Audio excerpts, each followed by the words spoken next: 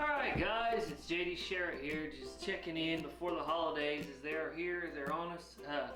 Thanksgiving's just a few days away, and you know, one of the traditions that my dad used to do was have a good salt-cured ham, and you know, he passed away in 2013, and nobody's carried that tradition on, and trying to find a salt-cured ham here in Illinois has been, you know, a little difficult, as you know. But I was able to do a little research, and I was able to get one of the Rice Country hams, salt-cured, shipped to my door, just came in today. I'm excited to get this thing to work.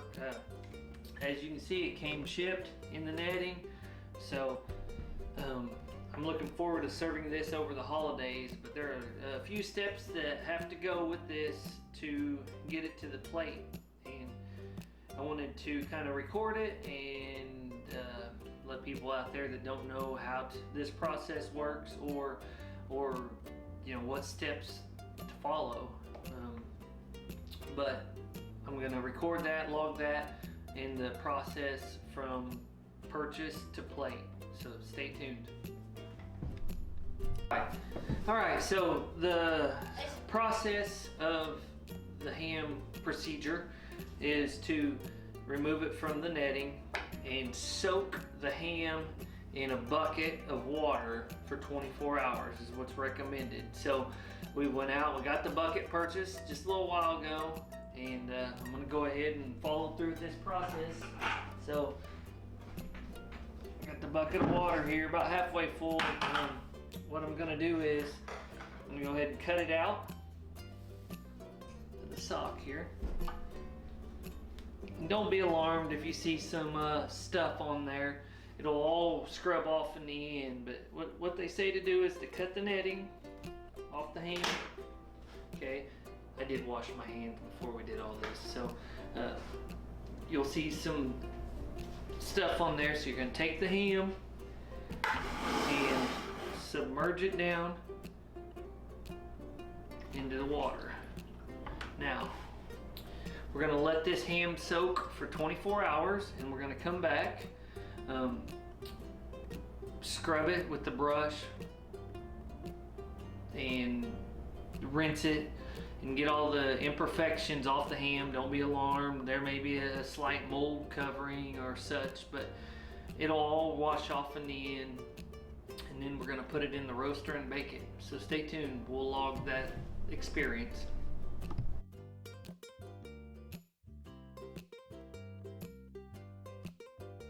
Guys, so you got your ham soaking. Now the next step after 24 hours, we're going to go ahead and we've already got our brush ready. We're going to come back and brush this whole ham and then rinse it again real quick. So we're going to eagerly wait the 24 hours, and then we'll be jumping right into that process. But just wanted to kind of show you the kind of brush we're going to use. Now, there may be a smaller nail brush or something and that you don't have to purchase, that you have around the house that's clean or such. So a cleaning brush for food. So stay tuned.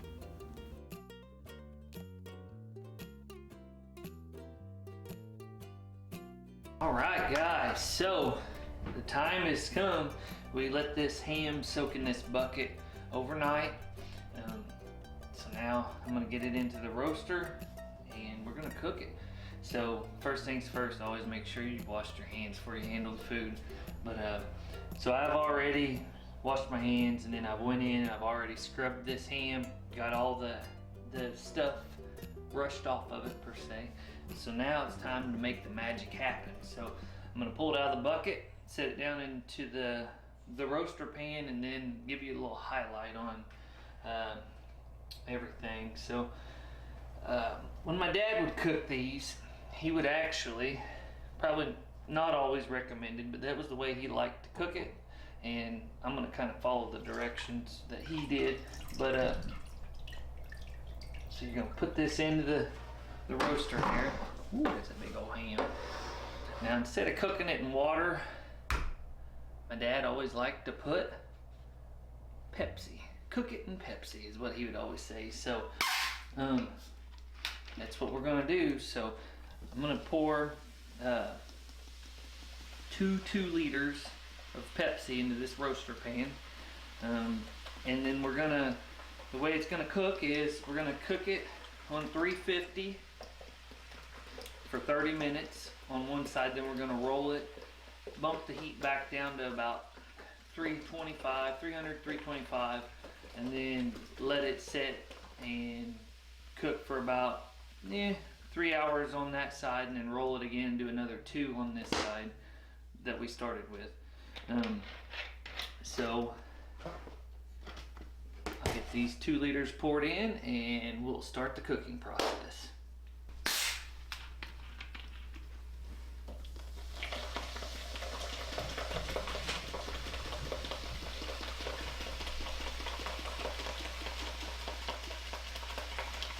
Once again, this is a salt cured ham.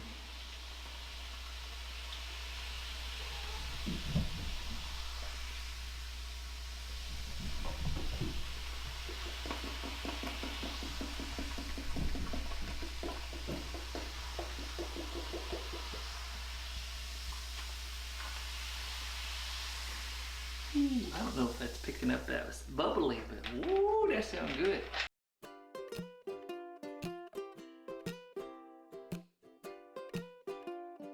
So the final product is here. It is done. As you can see, there was about a bowl full of fat or skin, but I went on, peeled that off, got it set out, sliced it, separated it, and this tray full here is the final result of it. So there's going to be some happy people coming up for the holidays, for Thanksgiving and Christmas. So one benefit to being the chef is you always get the first sample. It's been years, but it's good. So if you haven't tried a salt cured ham, country ham, do yourself a favor and get one. Check out Rice's Hams. This is fabulous. This is really good. So I'm gonna put the link at the bottom here for their website so you can order you a ham too.